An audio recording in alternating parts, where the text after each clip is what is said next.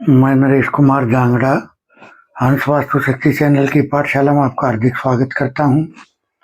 Comment लेते हैं।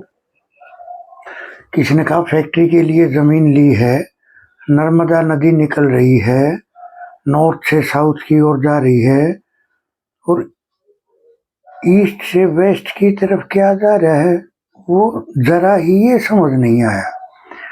देखिए, अगर ईस्ट से आपके मकान के, अगर ईस्ट से आपकी फैक्ट्री के ईस्ट से अगर बहता हुआ पानी है तो सर आपका बिजनेस दिन दोगुनी रात चौगुनी उन्नति करेगा, ये डेफिनेटली बात है। लेकिन आपका ये पूरा कमेंट मेरी समझ में नहीं है। आपने क्या कहा, जरा ही। देखो, सबकी अपनी अपनी भाषा होती है। आपके वहाँ कुछ और बोलते होंगे, ये बोलते होंगे, हमारे यहाँ उस बात को कुछ और बोलते होंगे। अगर ईस्ट की तरफ नर्मदा नदी है यानी बहता हुआ पानी है तो लाजमी बात है आपको बिजनेस में 4 चांद लगाने में आपके लिए ये नहर सक्सेसफुल होगी और बहुत अच्छा बिजनेस आपका चलेगा। किसी ने कहा खेत में ऐसा क्या उपाय करें कि फसल खराब ना हो और अच्छा ना अनाज पैदा हो। देखिए सर, आपका क्वेश्चन बड़ा अच्छा लगा। मैंने हालांकि आपने एक वीडियो में और भी बताया था, लेकिन फिर बता देता हूँ। देखिए सर, जब भी आप फसल बुवाई करो तो आपको ख्याल क्या करना है, आपका स्वर चंद्र स्वर चलना चाहिए। अगर चंद्र स्वर में आप बुवाई करते हो तो आपकी फसल की क्वालिटी, फसल बहुत अच्छी होती है और अच्छा आपको बेनिफिट देकर जाती है। फसल की क्वालिटी भी अच्छी होगी, फसल ज्यादा भी होगी। सर चंद्र स्वर में बुआई करो, और ये हर किसान के लिए है। चंद्र स्वर में की हुई बुआई बहुत अच्छी होती है और अच्छा क्वालिटी भी और देकर जाती है। तो इस तरह से चंद्र स्वर में आपको करना चाहिए।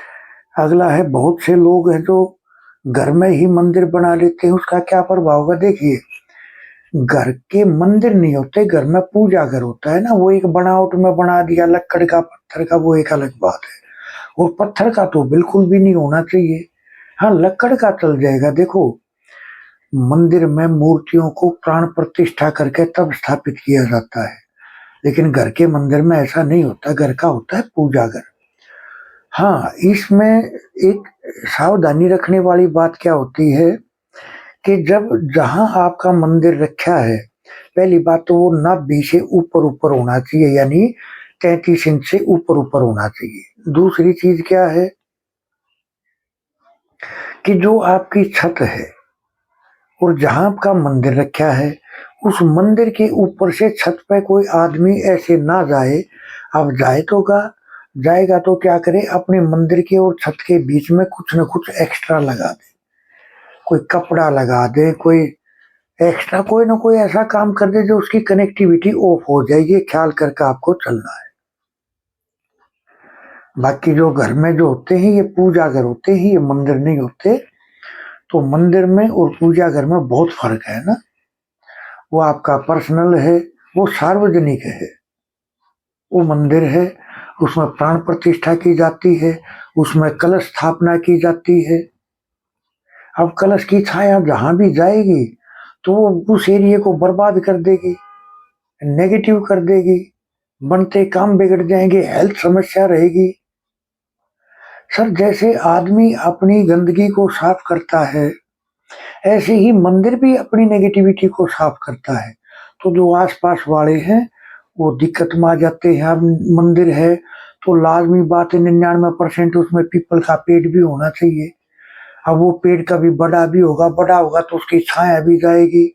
मैंने तो ऐसा भी देखा है कि उन्होंने आसपास के घरों को अपने जाल से घेर लिया। पीपल ने इतना भारी हो गया, उसके पत्तियां फैल गई, टहनियां फैल गई और जीवन नीरस हो गए। जीवन एक तरह से बिल्कुल सब कुछ रुक गया जीवन। और जब वही आदमी दूसरी जगह पर गए रहने के लिए तो वहीं से उन्होंने तरक्की शुरू कर दी। आप भी देखना सर, ये प्रैक्टिकल में देखो। वास्तु का विषय ऐसा है, देखो जैसे एक आदमी का एक्सरे एक मशीन निकाल देती है, लेकिन पढ़ने का तजुर्बा सबका अपना अपना है, हर डॉक्टर का अपना अपना है। ऐसे ही घर का नक्शा तो मशीन निकाल देती है, आर्किटेक्ट बना देते हैं, लेकिन हर वास्तु एक्सपर्ट का उस नक्शे को पढ़ने का तजुर्बा सबका अपना अपना है। उसने कहां तक उसको देखा, कितना डीप में गया। तो मैं ये कहूंगा कि मंदिर के आसपास ऐसे नहीं रहना चाहिए, वरना दिक्कत का सामना तो करना ही पड़ता है।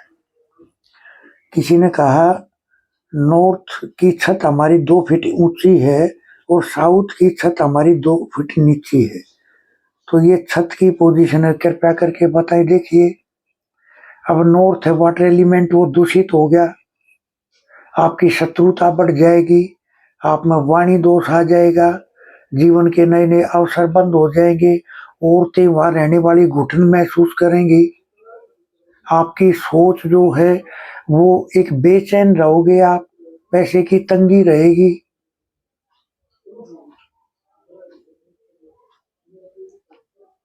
घर में बुद्ध का दोष होगा तो बहन बेटी बुआ के साथ विचारों में भी कहीं ना कहीं तालमेल में कमी होगी, आप अपना फर्ज नहीं निभा पाओगे। साउथ नीचा है सर, साउथ क्या है हमारा नेम फेम, साउथ है तो अग्नि का पार्ट है, तो ऐसी तो पैसे की भी समस्या। देखो, जो हिस्सा डाउन है वो वाटर एलिमेंट हो गया। जैसे अगर कहीं गड्ढा बना दिया जाए साफ पानी का, तो वो एक डाउन होता है। ऐसे ही डाउन वाला हिस्सा चाहे छत में हो चाहे फर्श में हो, वो वाटर एलिमेंट का रूप ले लेता है। लेकिन अगर ये पोजीशन छत की है और फर्श की नहीं है, तो फिर आप एक देखो 2 फीट का फर्क है, तो आपको क्या करना चाहिए, एक 11 इंच बाई 11 इंच का एक पिलर, एक पाया बनाए ईंट का, 11 इंच लंबा, 11 इंच चौड़ा, 11 इंच ऊंचा एक पाया बनाए, उस पे एक नंदी महाराज साउथ वेस्ट में बनाइए चबूतरा, और उस पे एक नंदी महाराज स्थापित करे, जिसका फेस अपने 180 डिग्री पे होना चाहिए, यानी नॉर्थ ईस्ट की तरफ। सिर्फ 2 फीट का ही फर्क है, तो आप ये काम करोगे तो बहुत अच्छे रिजल्ट आपको देखने को मिलेंगे। छत पे बना दो वही, और उसको येलो कलर का पेंट मार दो उसके, वो जो आप पाया पिलर बना वो, तो इसी से आपको बहुत अच्छे रिजल्ट देखने को मिलेंगे। वरना तो बीमारी को लेकर, एक मन की शांति को लेकर, पैसे को लेकर, हेल्थ को लेकर, नए नए अवसरों को लेकर,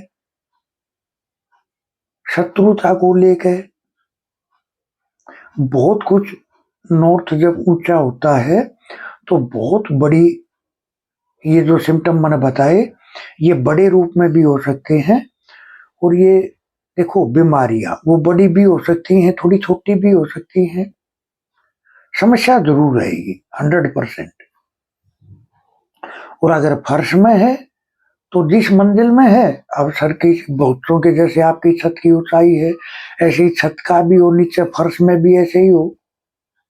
कई बार क्या करते हैं लोग कि जैसे मकान है नॉर्थ का, अब रोड हो गया ऊंचा, मकान हो गया नीचा, तो वे क्या करते हैं, आगे आगे वाले हिस्से को बना देते हैं, आगे वाला फर्श उठा देते हैं, छत उठा देते हैं,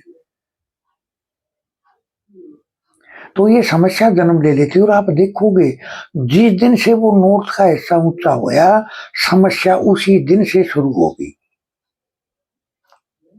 शुरुआत यानी बीज बो दिया, और 1.5-2 साल के बाद में तो शरीर का प्रभाव बढ़ना शुरू हो जाता है, और फिर वो बढ़ता ही चला जाता है। कैसे, जैसे आज अगर हमने एक बीज डाला तो कल पौधा बनेगा, फिर वृक्ष बनेगा, वो बढ़ता ही चला जाएगा।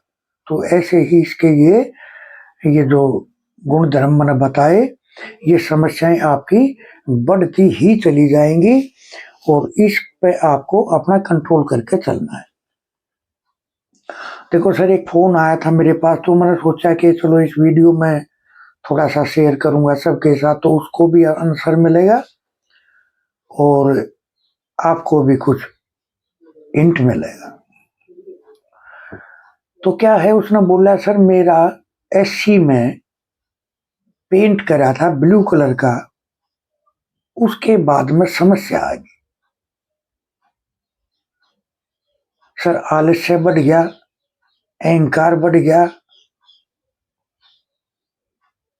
एक जो जिस तरीके से जो मेरा एक हुनर था उसका भी मैं प्रयोग ढंग से नहीं कर पा रहा। क्या कारण बना ये? सर साउथ वेस्ट में तो दिक्कत नहीं है।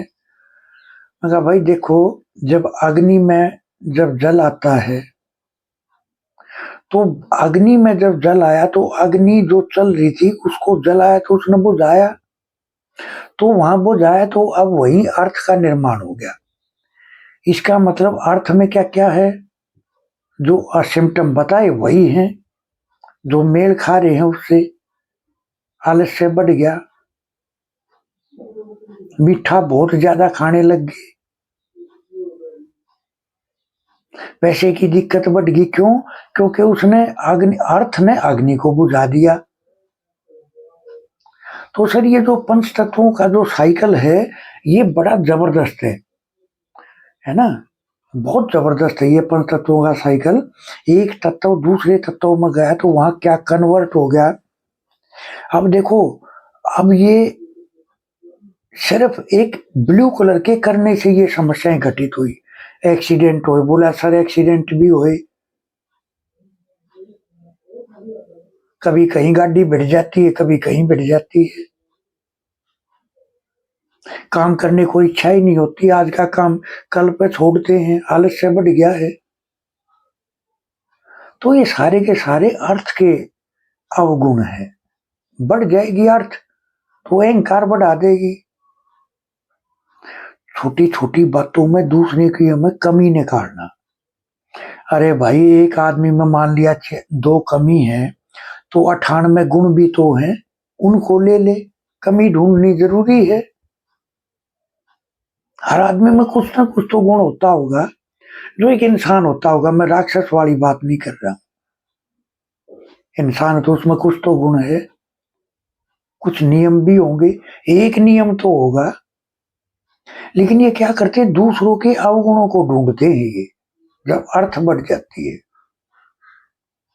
विश्वास पात्रता खो देते हैं, समाज में अपनी विश्वास पात्रता खो देते हैं ये। तो इस तरह से हंस वास्तु शक्ति ये चैनल आप सबका है। लाइक करें, सब्सक्राइब करें, शेयर करें, कमेंट करें। वास्तु के एडमिशन ओपन है, सीखने के इच्छुक हमारे से संपर्क कर सकते हैं। सर शुरू से शुरू किया जाएगा, और ट्रीटमेंट के भी कई तरीके से ट्रीटमेंट करना आपको सिखाया जाएगा। आप किस किस तरीके से वास्तु को ट्रीट कर सकते हो, कितने माध्यम अलग अलग बताए जाएंगे, कैसे कैसे आप पहचान सकते हो। सर व्हीकल के माध्यम से, वात पित्त कफ के माध्यम से, रजस सतव तमस के माध्यम से, वास्तु दोष के माध्यम से, कितने तरीके सिखाए जाएंगे आपको वास्तु के दोष पकड़ने के, और उनका ट्रीटमेंट ऐसा जो रिजल्ट दे। थैंक यू, धन्यवाद, नमस्कार, जय हिंद, जय भारत।